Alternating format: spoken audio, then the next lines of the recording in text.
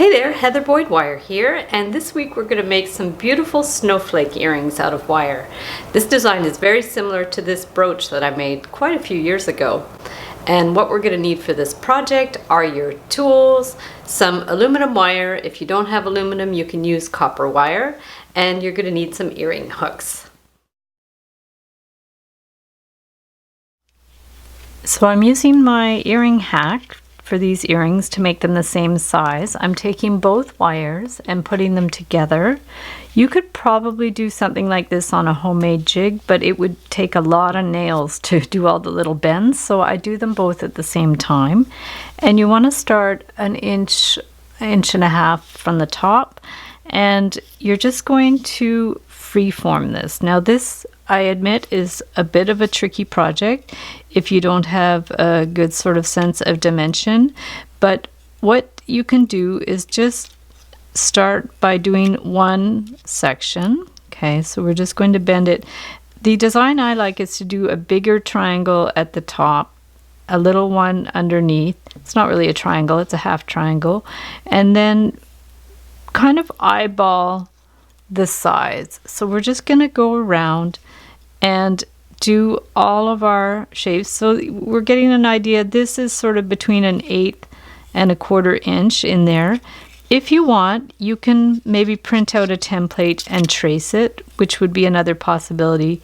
I like doing it this way because it's at least you know the two earrings are going to be the same size, even if all the ends of the snowflake aren't the same. You know, if all the sides aren't the same, at least the general overall snowflake is going to be the same on the left and the right side. So we're going to go around. We can do some little adjustments at the end. And this part here, always sort of keep in mind an approximate measure. And you'll find with practice this is going to get easier.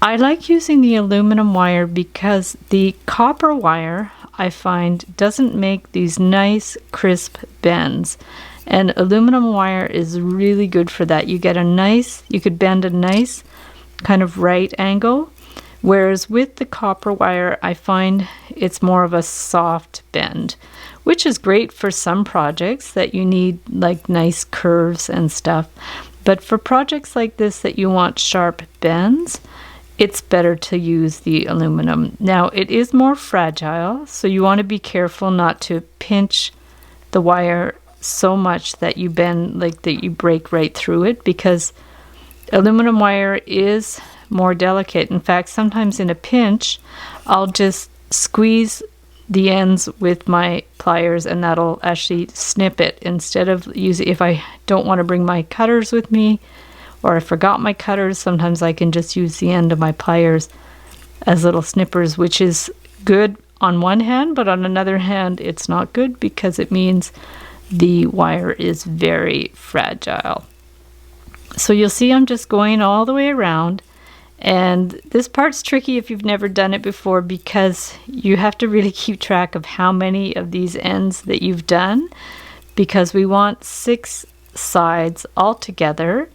And you've already done sort of half of the first one at the top. So this is 1, 2, 3, 4, 5. So we'll just have to do one more. So that we'll do our last one.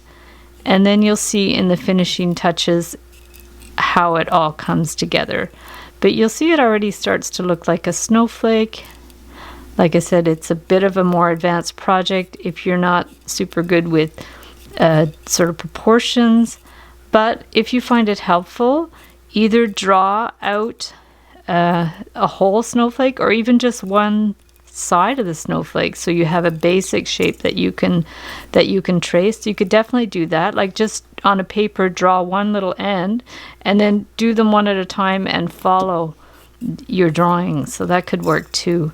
That could be another little hack. But making a jig with all these little nails in it, it's going to be more of a headache than it's worth, so I wouldn't really advise doing a jig. So now I'm just going up sort of the last side that we started, and then we can pull them apart and you'll see that there's our snowflake, And now we want to put it together. So you can put your pliers down and you can just wiggle them so the edges match up if you have to wiggle them a bit.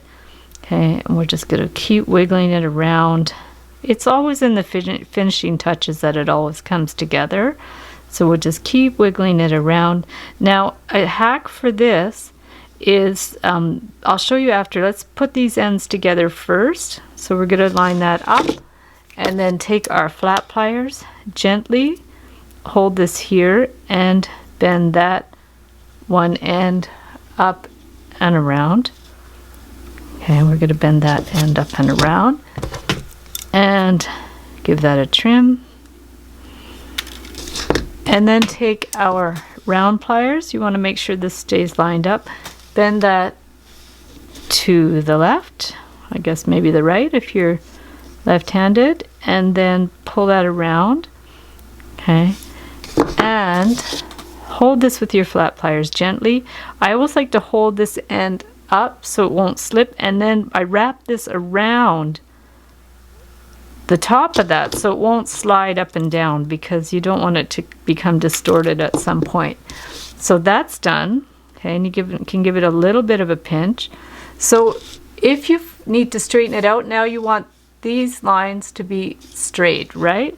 So we're going to bend it so that one's straight, and bend it, and that one. So that's perfect. So now we're going to get a earring hook already made and open it up and put it on there. So if you want to make them a little more fancy, this also reinforces the snowflakes. You just put a wire through, just a few inches of the same wire, and bend these over the bead.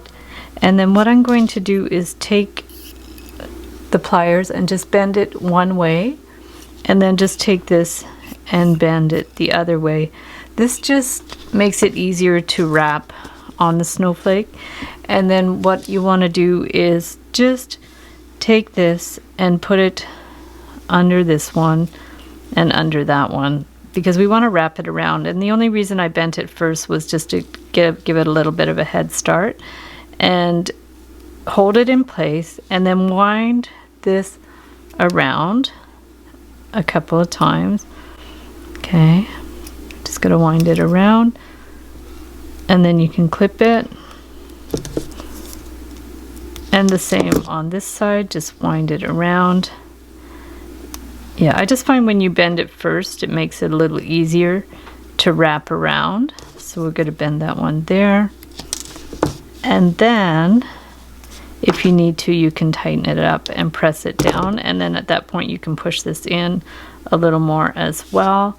And there you have your 2 snowflake earrings with the little beads. So thanks so much for watching the video. Give it a big thumbs up if you liked it. Be sure to subscribe to my channel for lots more DIY wire art and jewelry making videos. Hit the notification bell to be notified when I go live and when I post new videos. And if you'd like to join the Facebook group, the Wire Art and Jewelry Makers Club, we have a group where we share all kinds of photos of our work and inspiration for fellow jewelry makers. If you'd like to check out my work on Etsy, my husband and I specialize in custom wedding cake toppers and funky wire jewelry. I'll link up my shop below. And if you'd like to also sign up for my newsletter, I'll send you my Wire Art Essentials ebook, where I share all my materials and my favorite tools and beads. So thanks again for watching, and we'll see you the next time.